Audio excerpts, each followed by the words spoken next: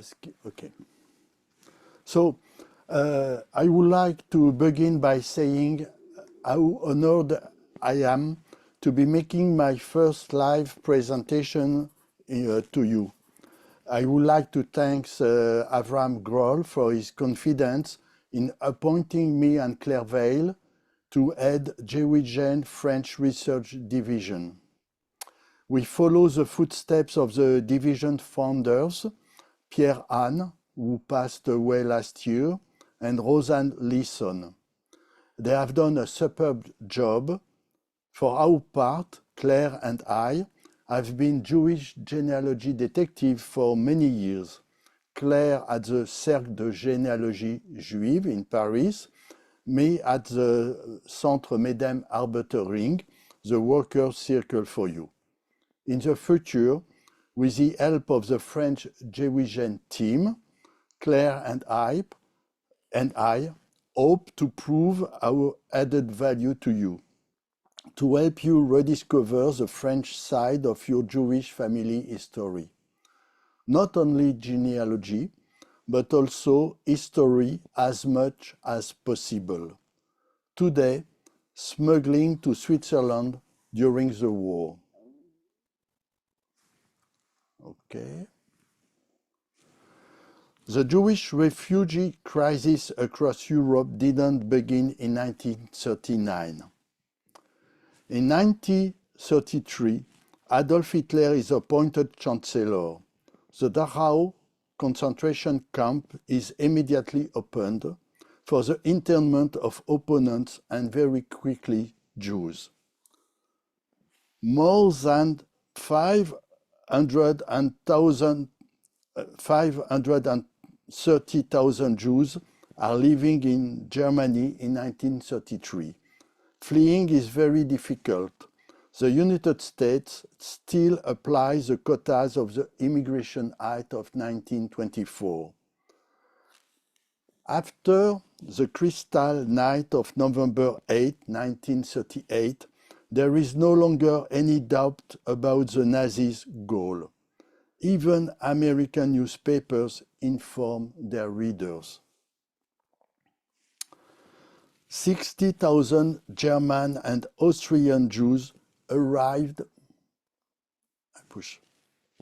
in Switzerland between 1933 and 1939. For the Swiss authorities, they are not welcome. Saving Jews is to oppose Hitler and risk an invasion of the country. The case of police officer Paul Gruninger is a case in point.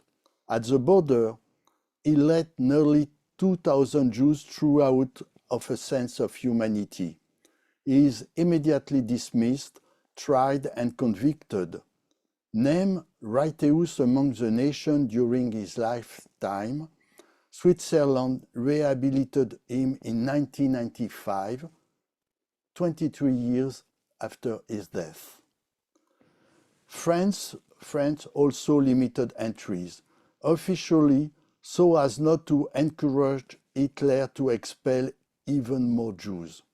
More than 35,000 refugees are nevertheless accepted, including 250 children who can be exfiltrated from the Reich without their parents. L'œuvre de secours aux enfants in French, Children Aid Society in English, set up several children's homes near Paris. Rachel Pludermacher Center is their first educator. In June 1939, President Roosevelt refuses asylum to the 900 Jewish refugees who had boarded the ship St. Louis. Conversely, Great Britain negotiated kinder transport with Reich. The country is home to almost 10,000 children, including 7,500 Jewish children. World War II began. On September 1st, 1939, Hitler orders the invasion of Poland. Great Britain and France immediately declare war. But don't engage in combat. It's the funny war. On May 10, 1940, Hitler started the Blitzkrieg in the West. His armies invaded the Netherlands, Belgium, and then France. Unfortunately, defeat comes quickly. On June 14th, Nazi troops enter and march through Paris. The armistice left the northern half of France occupied, shown in green on the map, and the unoccupied southern half, shown in ochre on the map. The two zones are separated by the demarcation line, you see it in black on the map, a real internal frontier that Jews will risk their lives to cross. Brown, here, is a zone of occupation granted to Mussolini's Italian army along the Alps to the Mediterranean and Corsica. And you see Switzerland there, so it will be of great importance in a few minutes. On June 15th, the day after, non-communist Jewish organization founded the Comité AMLO to give priority care to Jewish families whose fathers were killed, wounded, or taken prisoner of war. For the Children Aid Society, the priority is to evacuate its German and Austrian Jewish children to keep them out of Nazi hands. The Children Aid Society transferred them to the unoccupied zone, to the Chaban and Le Majolier Children's Home, hastily set up in the province named Creuse.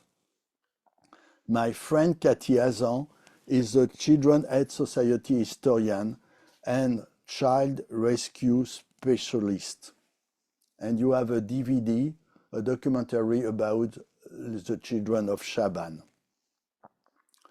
In September 1940, the Vichy government passed anti-Semitic laws excluding Jews from France's political, social, economic, and cultural life. But in the secular French Republic, citizen religion is unknown to the administration.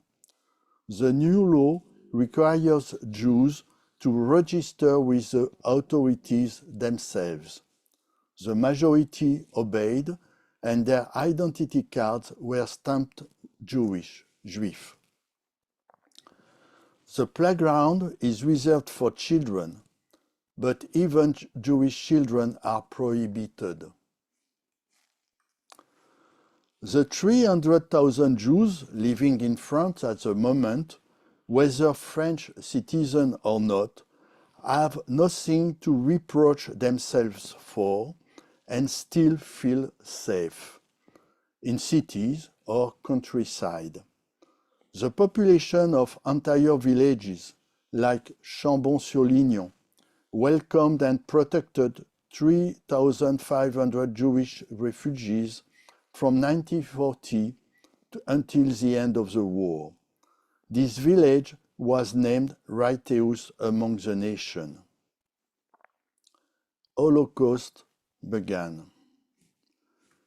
Since 1938, internment camps had been set up for the undesirable of the day. From 1941, the internees will be Jews, Roma, and Gypsies. And these camps, the antechambers of deportation and death. On May 14, 1941, 3,800 foreign Jews in Paris are arrested by the French police. They are interned in the Pithiviers and Beaune-la-Rolande camps. They will stay here a year long before being deported. By spring of 1942, the extermination camps are ready to receive the first deportation convoys from all over Europe.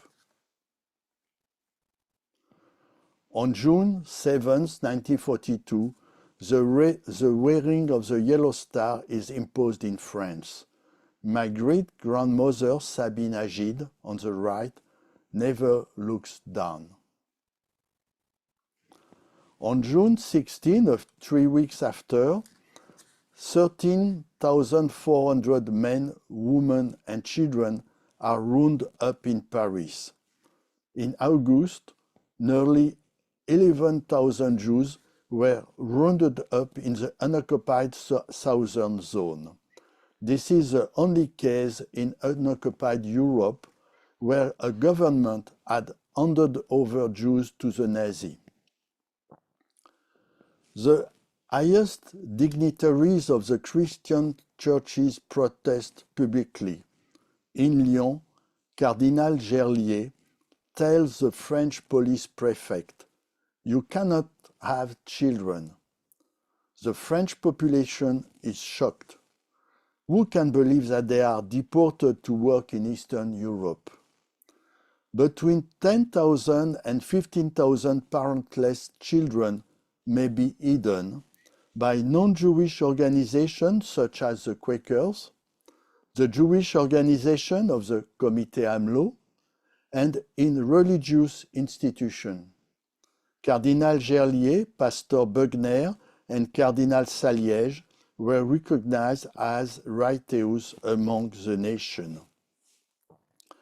In November 1942, the Nazis finally occupied the whole of France, except for the Italian zone.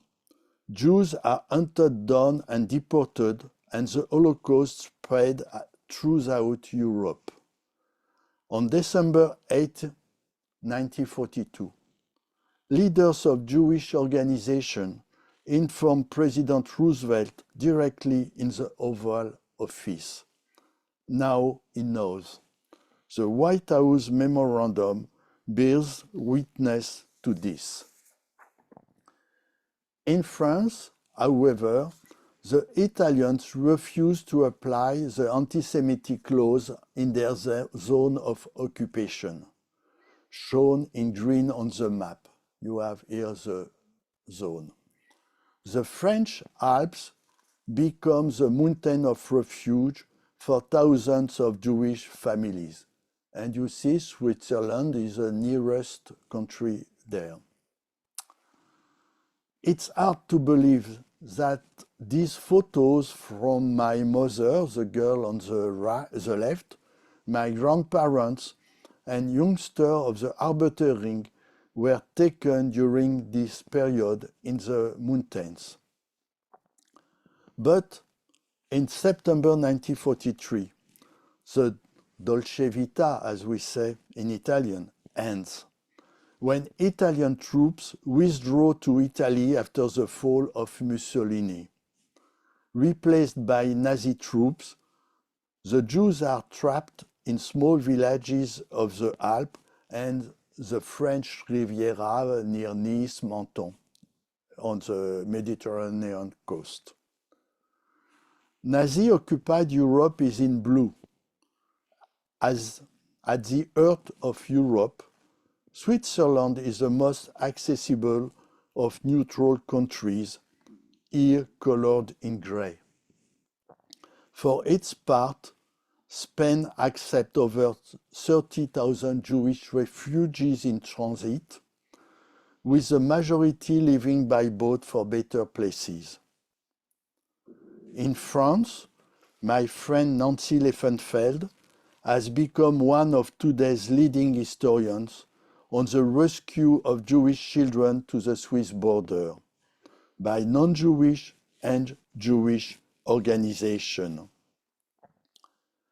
Georges Garel is chosen by the Children's Aid Society to disperse and hide the children from the children's homes. These homes had become a trap where the Nazis could easily round up the children and their educators. Other networks are active.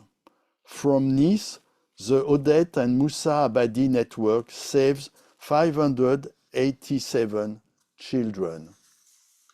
The same is true of the Arbitering Network, entrusted to Cecil and Henry Steingart on the right, whose full testimonies I found at the New York Public Library. Here is a short extract from Cecil's testimony, recorded by Jewish Labour Committee historian Gail Moll-Green. With the children who were grown up, who didn't have already parents or had only the mothers, we created groups. The Bund in general had organized help in Paris and in South to help the children and the elderly.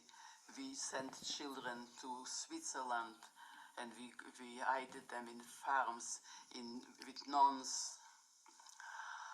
And we founded fighting groups. Henry was the leader of the Bund fighting groups.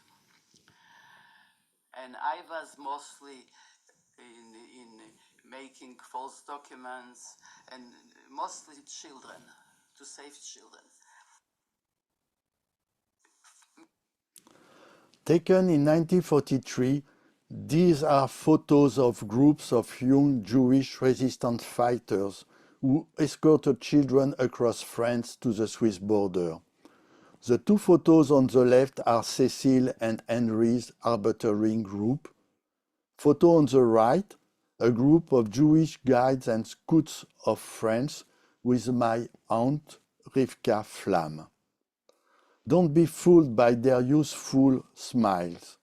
Within a year of these photos, Julien Selonzik was shot, dead for France. Maurice Kahn was shot, killed in the street. David Marin was deported without return.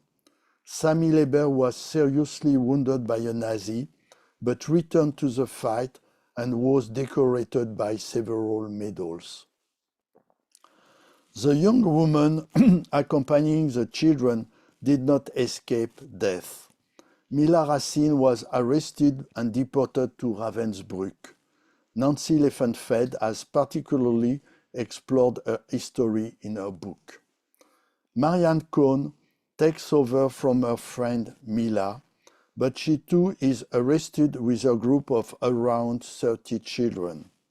She could have run away, but she doesn't want to abandon her children. Nazis arrive and drag Marianne from her cell. They slaughter her nearby. She was 20 years old. The children remain locked up for several weeks before finally entering Switzerland. This is the photo in the middle.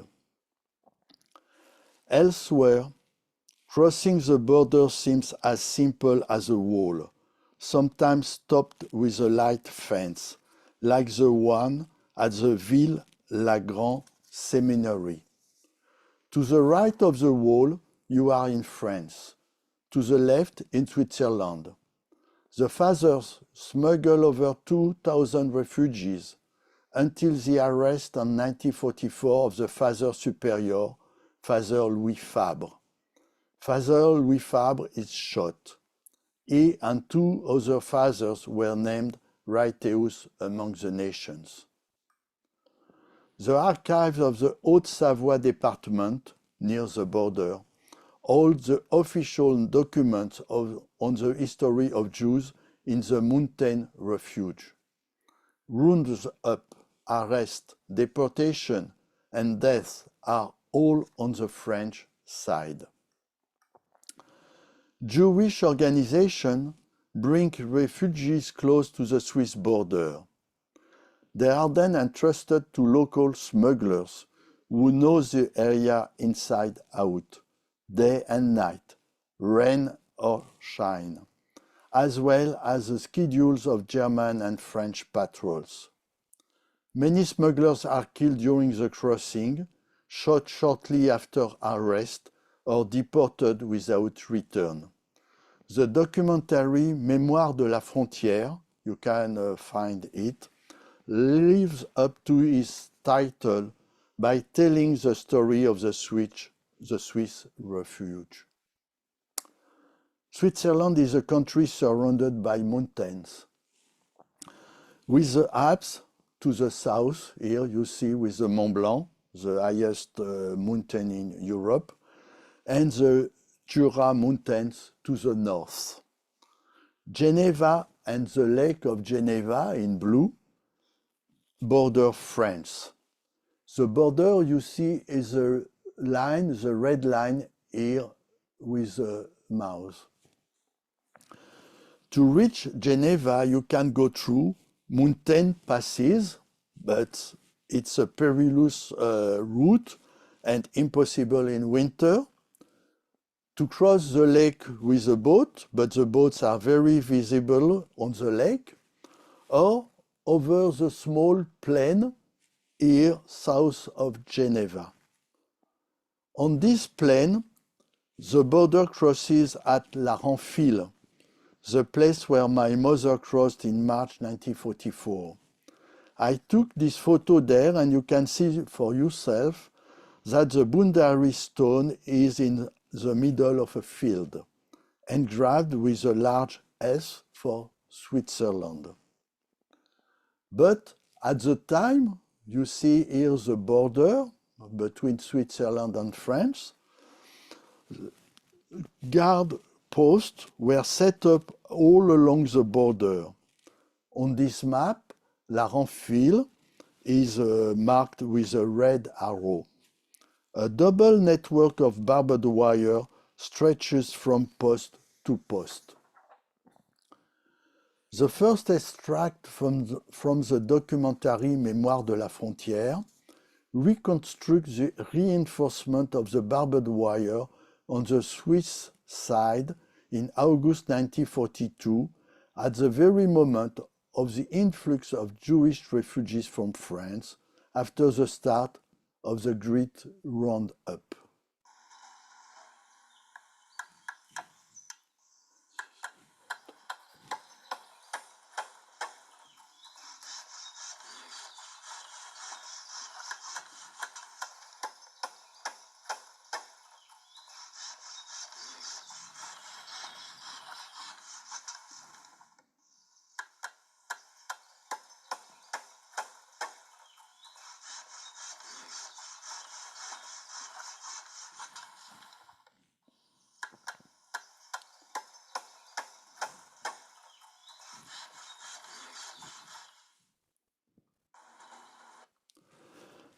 In 1990, at the age of 60, my mother wrote a few pages of memories without having read any books or seen any films. A single drawing in her notebook, that of the barbed wire network at the border she had crossed at the age of 13. The precision of her memory matches the trauma she had retained. This second extract shows the children crossing the French barbed wire. After crossing the Foron stream, Swiss barbed wire was 1/4 of a mile down the field.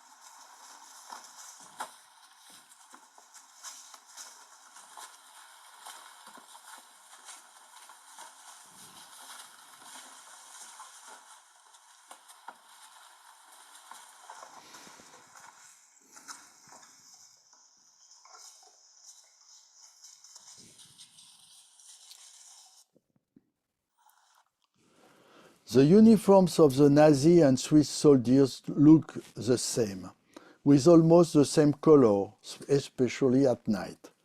The children all told of their fright when they thought they were being arrested by Nazis, when they were already in the hands of Swiss soldiers. Finally, in Switzerland. Switzerland set up a highly complex civil and military organization, as you can see from this organization chart. You can't imagine the number of documents that circulated between all these administrations. Here are a few letterheads from these organizations that can be found in the archives. Hundreds of thousands of documents in thousands of personal files. Post-war Switzerland was morally very satisfied with the refuge it granted to over 250,000 people arriving across all its borders. But little by little, the reality of its reception of Jewish refugees cracked the pretty picture. My friend Ruth Fiva-Zilberman is a Swiss historian. For over 20 years, she plunged into the archives in search of the truth. In 2017, at the University of Geneva, Ruth Fivas presented her thesis to an international jury of leading specialists in the field. I was in the audience. Her book, based on her thesis, is not published in English. I'm sorry for you, because this book is, and will remain for a long time, the reference book.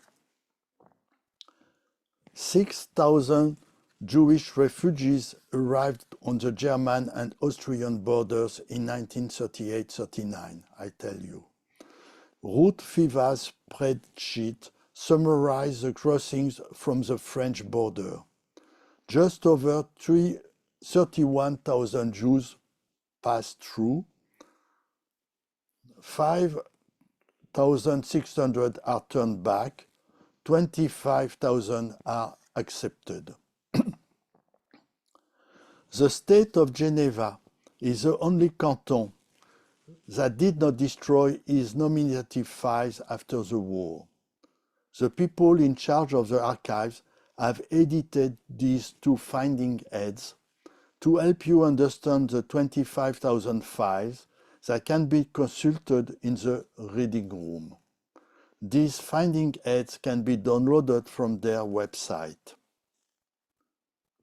A list of these nominal files is indexed on JewishGen, and you can know who has a file or not at the Geneva border. For my part, I spent at least a dozen days in these archives in several campaigns, copying over 200 refugee files linked to the France Arbiter Ring, including those of the two Evelyns, who both were smuggled in March of 1944. Below, Evelyn Zisman, my mother. Above, her friend Evelyn Bialon. For each refugee, Ruth Fivas and her colleagues have accomplished a huge task of compiling a short biography accessible on the intranet in the reading room. You have the biography on the screen. These biographies are indexed, and it makes possible, for example, to find people who cross the border at the same place and at the same time. The way to discover how groups are organized by networks. The Federal Archives in Bern hold the complete personal files.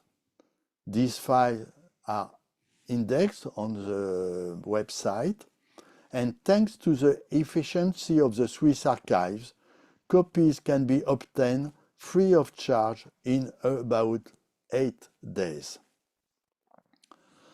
Under the leadership of Regina K.G. Fuchsman, the Schweizerisches Arbeiterhilfewerk, in English Swiss Workers' Relief Organization, and I will use SAH for us today, is helping the refugees of the Arbeiterring in a very important and fraternal way. The boxes are written marked Poland, as most of our refugees arriving from France were still Polish nationals. To add to our historical knowledge of refugee life in Switzerland, I also had the exceptional privilege of accessing unpublished archives, the archives of the Arbeiterring network in France and Switzerland, the direct testimonies and family archives of many of the 200 refugees linked to the movement. On the left, Liebmann Hersch, a Bundist of the first hour, had been living in Switzerland since the turn of the century and was a professor at Geneva University. He becomes the official network representative in Switzerland. On this 1946 photo, he is surrounded by some children he helped to save. On the right is Nathan Frenkel, who crossed to Switzerland in 1942. He oversees day-to-day refugee aid. The middle photo shows a sample of the 1,500 documents of his private archive. With all these archives, let's go back to the summer of 1942, when the first major roundups took place in France. Heinrich Rothmund, head of the Swiss Federal Police, gives very clear instruction to the border post. French Jews must be rejected without exception, as they are in no danger in their own country. The boat is full is a Swiss expression used to justify this state policy. Heinrich Rothmund stayed on until his retirement in 1955. The Swiss authorities agreed to compile a list of non-refouleables at the border. The SAH is given the option of hiding names. Regina K.G. asked Nathan Frenkel for them. Here is his list as of January 13, 1944. My grandparents, this man, and my mother, Evelyn, are on the list. With this man, they are the last of the list always. Like the Bialon family with their two daughters, Rachel and Eva. Here are the first and the last pages of the official list of non-refouleables of just under 1,000 names. On this list, I know which persons of the Arbeiterring were deported without ever having approached the border. I also know which people from the Arbeiterring have been rejected at the border, even as they could enter Switzerland. Let's not mince words. It was enough to be controlled by an anti-Semitic border officer, so that the slightest pretext can be used for being rejected. This is none of the refugees who remain in France. They dissuade them from rushing to the border in droves. So, even if you know your name is on the list, entry is not guaranteed. See for yourself.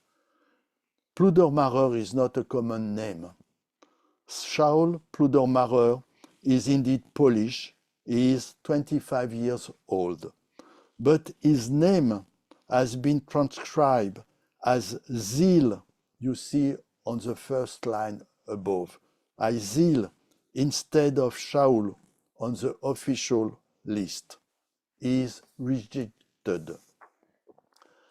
The Holland, Honickman, and Kahn families were also turned away. Scholl Ploddermacher survived, not young Maurice Kahn, who was later shot dead by a policeman. Ruth Vivaz has established that out of around 900 people turned away, 150 to 200 subsequently died, most of them in deportation. A report summarized the interrogation of each person arrested at the border, even for 3-year-old Miriam Zilberberg. Just before crossing the border, an escort young lady put Miriam's small hand in the hand of a taller girl and told her, don't let her go. The officer notes that the child is not old enough to give her identity, but he finds a paper sewn into her coat. My name is Miriam Zilberberg. My parents were deported. Contact Regina. From Rachel, pass on to Nathan. Here are the interrogation report of Eva, Evelyn Bialon, who crossed through on March 11, 1944, after an initial arrest at the border with her group. You will find her later. After interrogation, refugees are sent to a temporary reception center, first Les Cropettes, and then the camp Les Charmilles. Here are two photos of the Cropette camp and one of another camp, nicely named the camp at the end of the world. Refugees remain in transit before their more permanent placement in Switzerland. Their lives were neither comfortable nor easy. An intern Jewish doctor testified that despite his pleas, he was not allowed to treat the outbreak of an epidemic.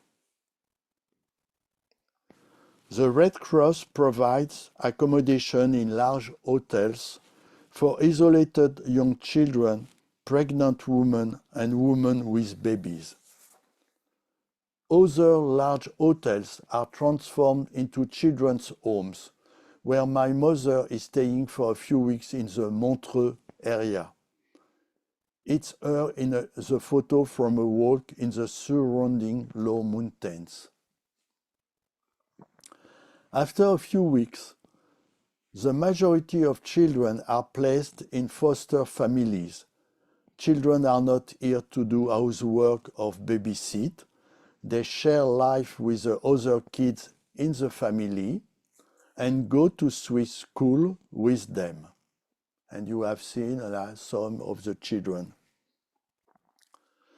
To add of the distress of most refugees who arrive in couples, Switzerland imposes internment in separate camps. If they have teenage children, they are also placed in families elsewhere. The men were sent to agricultural or forestry camps. They replace Swiss men who have been mobilized since the beginning of the war.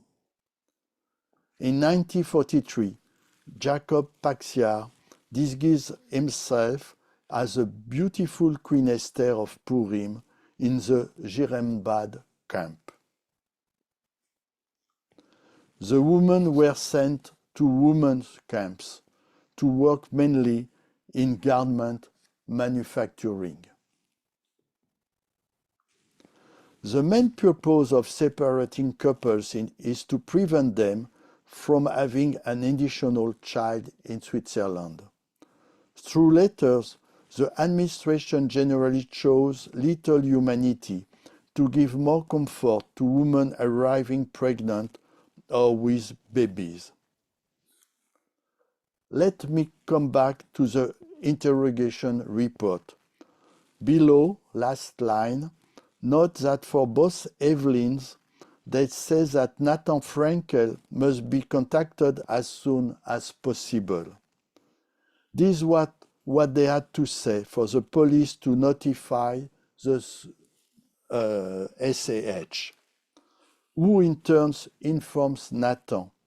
Then Nathan can provide the refugee with all the solidarity of the Swiss network, including financial solidarity.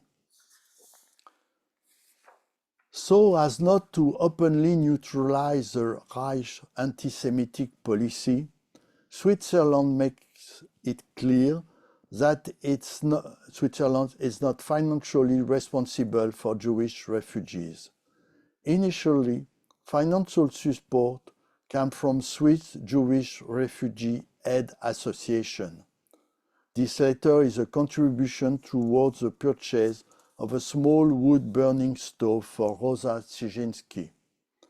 But these associations have limited financial resources, which are quickly outstripped because there were only 15,000 Jews in Switzerland to help finally 31,000 refugees. Financial aid comes next from the Joint Distribution Committee and the Jewish Labor Committee. Officially, then through the back door, when Switzerland prohibited direct international Jewish aid, once again so as not to displease the Nazis. Which funds received from the Jewish Labor Committee, Nathan agrees to pay 40% of the cost of accommodation for refugees of Arbeiterring. Historian Catherine Colomb, from France, is one of the best specialists for the Jewish Labor Committee's action from 1934 onwards. The Joint Distribution Committee is, of course, often better known from you. The archives of these two committees are in New York. To my great surprise, in the archives of the SAH and of Nathan, I discovered these kinds of documents on the letterhead of the Polish consulate in the Swiss capital, representing the Polish government in exile in London. When Nathan Frankel informed the Polish consul of the arrival of a fellow comrade of Polish nationality, the consul then contributes 40% to 60% of his accommodation cost. Every day, Nathan Frankel receives several handwritten requests from the group of 200 refugees in the camps. He types and sends to the SAH what needs to be processed. Then the SAH officially forwards these requests to the various Swiss organizations, which reply in writing. The SAH sends the answer back to Nathan, who in turn informs the refugee. You can imagine the delay and number of letters for each request, even the simplest. The archives are full of these letters, but they give a very precise insight into the daily life of the refugee. Here is a doctor's note, and one slip to get a winter coat or two, or one slip to get whatever you need to welcome a newborn baby. Documents from official Swiss archives and the SAH are in German or French. The documents in Nathan private archives are in French and several hundred in Yiddish. Tomorrow I have my lessons of Yiddish. For the management of the network, Liebman Hersch and Nathan Frankel write to each other in Yiddish, leaving us with unofficial information about the operation of the network. In particular, these accounts show how the network used money received from the Jewish Labor Committee, including sending money to comrades in France, thanks to a French socialist custom officer who was their go-between at the border. Liebman and Nathan keep in touch with the Bund leaders in exile in New York, and in London, where is Arthur Ziegelbaum, representing the Bund in the Polish government in exile.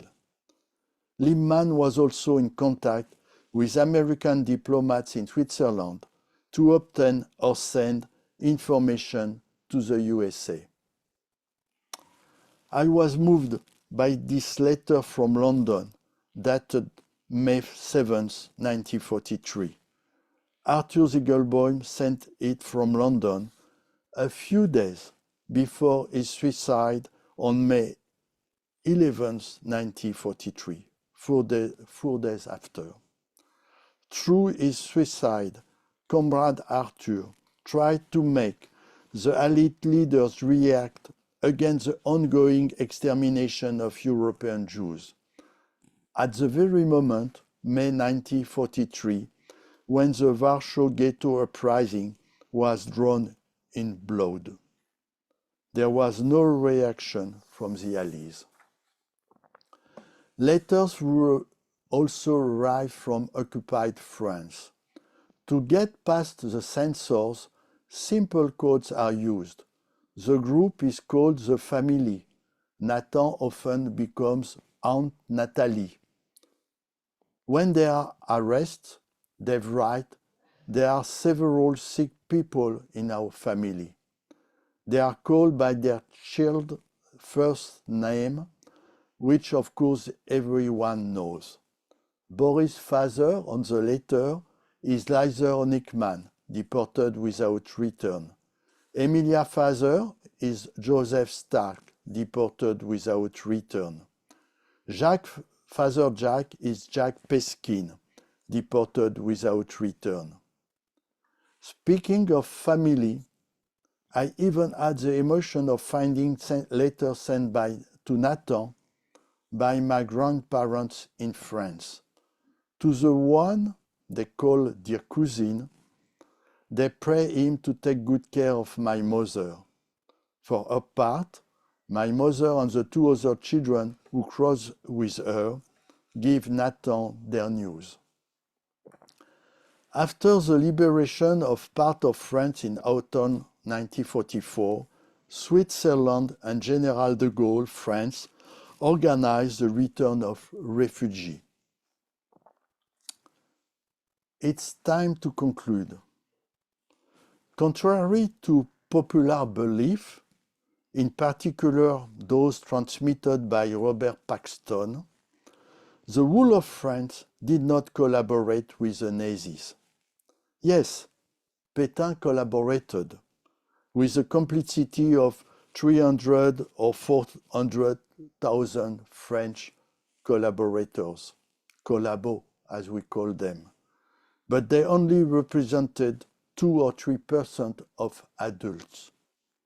You had to be lucky not to have misfortune of finding yourself in front of one of them. On the contrary, most French people remain neutral, even benevolent towards Jews. You have seen it with religious institutions from top to bottom. Otherwise, I will not be standing here talking to you today. May I add, there has never been a pogrom on French soil.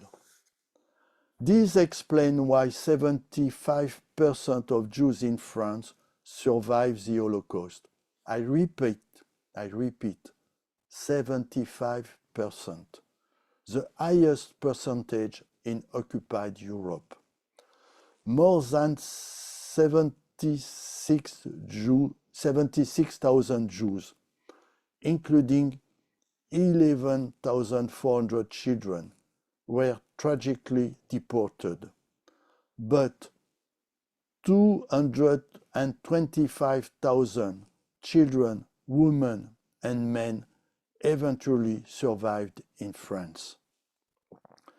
Throughout the war, Switzerland's position with the Reich was highly ambiguous, with an ideological proximity at the very pinnacle of power, with extensive trade, including military equipment, with a cynical financial relationship, as Swiss safes were filled with Reich loot from occupied countries, including gold recovered from deported Jews in extermination camps.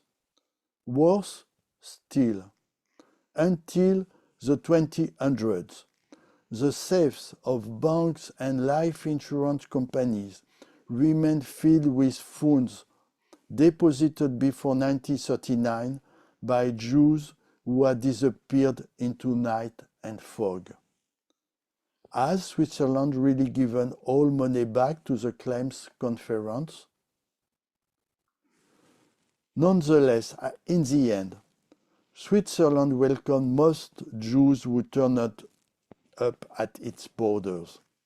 Yes, the rejection, however limited, will forever remain a stain on her past, which is considered exemplary. But the anti-Semitism of some leaders and soldiers was not shared by most of the Swiss population. She was kind to most of the Jewish children and refugees, like my mother.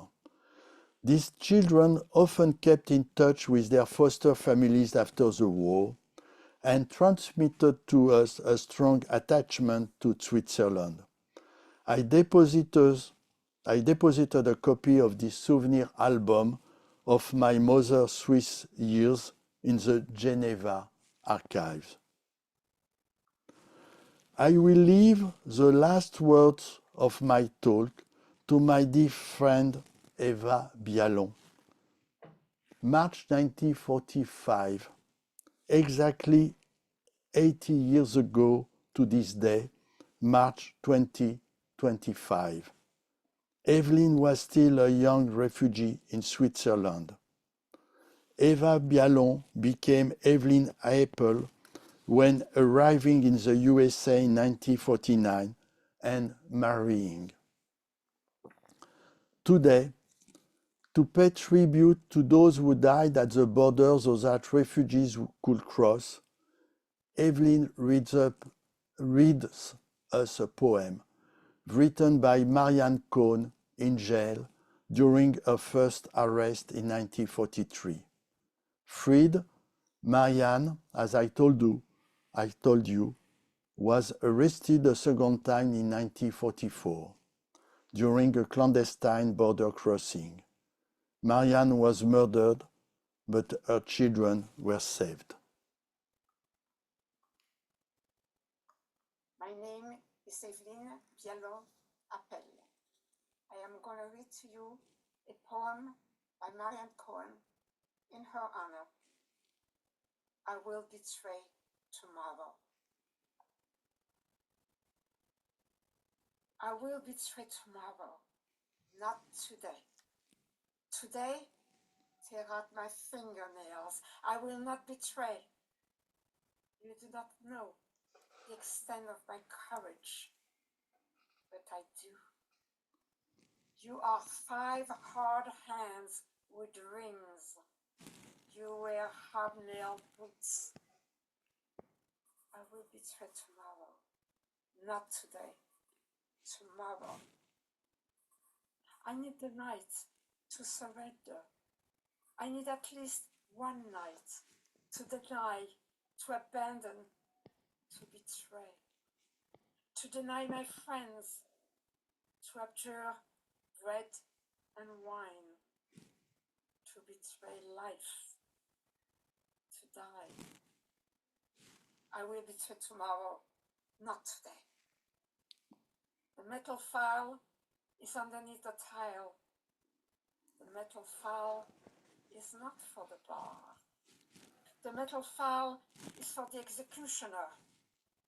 The metal file is for my wrist. Today, I have nothing to say.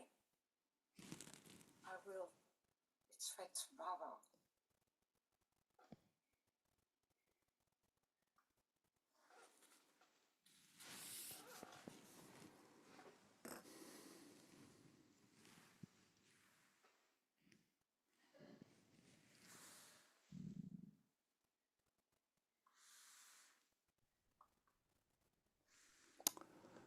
Okay, I thank you, Dank. Thank you, Bernard. I think we have around a little over 5 minutes to answer some of these questions. If Bernard, you wanted to look at the Q&A, Yes. I see some questions. Yes, alors, for the first question, very quickly, will you be able to share the resources of the book and movies? You will have the record of the webinar, and if you look at the record, you will, of course, find all the name, title of the books and DVD, and then you can get them from the best place you know about that. Please send me details of Ruth Viva's PhD thesis. I can make you. Ruth Vivas is always researching, and she is still on the archives, and I will let you be in contact with her. How much of Geneva collection can be found in CDCG archives in Paris and GDC archive in terms of the Arbatterie of Paris? Where is the archival material, Saint-Médem or Yvaux? So for the Geneva collection, you have a lot of course, in the archives of Paris at the Mémorial de la Shoah, which is CDGC, and of course, for the Joint Distribution Center, you have the archives in New York. They are very well classified, and I was there sometimes. For the Arbatterie in Paris, you have to contact me. The archival material is not in Paris, but in another place, but I have all on my computer, and we can exchange. And for the Yvaux, you have not so much. You have about Liman Hersch, but not so much at the Yvaux. What about France? In France, about the archive, there is a large work of the French archives to put archive online. In some departments, you have large archives concerning the Jews during the Holocaust in France. In some other departments, you are obliged either to contact the archive, either to go on the spot and take the copy yourself. The list of the for the JewishGen location of the list, if you open JewishGen and you see the data, the list of databases for the Holocaust, you will find the list of the refugees at the Geneva border. Okay, and if you have your father on the list, then you know he has a file in Geneva, and he has also a file in the Bern Federal Archives. Could Mr. Flam share his email address? Yes, of course, you have on the first page of the presentation. It is a generic address from JewishGen, so it's bflam at Should be at JewishGen.org. JewishGen.org. What you can tell about the Sonnabend family from Belgium? I cannot answer on the spot, but if you contact me, I can tell you what we can find on them. I must tell that I manage a weekly workshop of Jewish genealogy at Medem Center, and we are very used to find our lost from Yiddish land, from Belgium and France in all the archives. There were pogroms against the Jews in 1943 in Vichy, Morocco, in France, organized by Vichy. Okay. When I said I could, Yisroch Kerem, I could make a way how to tell that Morocco was not a French department and was not really the French, but a French protectorate. In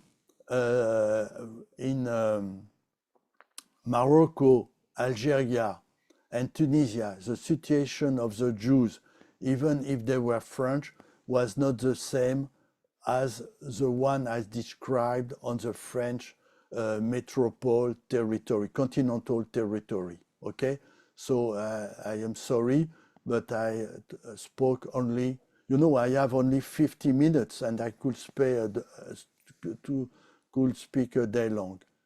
Okay, okay. For the personal question, the children becoming tried, the bank refused with to prove they were dead and they were thanks to the John Charlton Abbott. Yes, it was absolutely. If the Swiss banks were obliged to open the safes and their accounts, it's because the Jewish Association said with the US government to the Swiss bank, if you do not open the account of Jews, you will no longer be authorized to be a bank in the United States. And that's why the reason at the end, the Swiss bank and life insurance companies open the books. Without the American and the Jewish Association, it will not have been open. The grandson as bar mitzvah, thank you. Claire Veil, thank you, Claire. Jean Ziegler, oui, of course, Jean Ziegler tells the story, but you must understand that the opening of the accounts was in the last years, and I'm not sure that the book of Jean Ziegler was up to date with the last development of the situation. Benny Wagner, no, at Ville-Lagrand was a close friend to my father Benny. No. Simon Flamme is not someone from my Flamme family. We are some Flamme families in France. Okay, in Castres, how they were to do that? Well, children in plants, yes, as I told you, in the countryside of France, a lot of Jews could stay in the places where they were during all the Holocaust till the liberation with the complicity of the French population. So Nancy Auguste, you said my cousins lived, worked and had children in plain sight in Castres. I agree with that. It was absolutely possible with the help of the population. I go down the other question. What is the name of the Swiss archive where I can search census data from 1890 forward? I could say that you must contact the archives of each Swiss canton. You know, Swiss is a federal country, and each state, which is called canton, has its own archives, and you must ask them. The archive, do you know the archives of the ETH? No, sorry. Archive für Zeitgeschichte. I don't know the archives, and I thank you for the advice. Will Jews entering Switzerland through Châtel will be in the Geneva archive? I'm not sure because Châtel was on the other side of the Geneva lake and it's not the canton of Geneva, but the canton of Vaud. And I'm not sure of what is the state of the archives and if they did not destroy the archive in Châtel. You could ask the archives of the Vaud canton, V-A-U-D, the Vaud canton, I can ask. Okay, thank you Bernard, again. I'm so sorry. I Okay, just but I we have guess I have finished the list. Yeah, I think you got all of them, which is great, given the time constraints. So again, I want to thank you, Bernard, for taking the time today and speaking. It was very informative. I personally learned a lot, and I feel like the same could be said for the attendees. And thank you to all of you who joined the webinar today. A follow-up email, as I mentioned in the beginning, will be sent out probably tomorrow with a recording, a survey, and registration details for our next webinar in 2 weeks on March 19th. Our speaker will be Karen Franklin. Some of you may already know her, genealogist, head of the Calico Center here in New York, where I am, and her topic will be Anne Frank and her ancestors, a new approach to understanding her legacy. So I'm sure it's going to be a very interesting talk, just as this one was today. So thank you again for joining us, and thank you, Bernard. Thank I'm you, going Philip, for to your assistance, and thank you for the audience. I am still on the spot for you. Bye bye. Wonderful. All right, take care, everyone. Take care.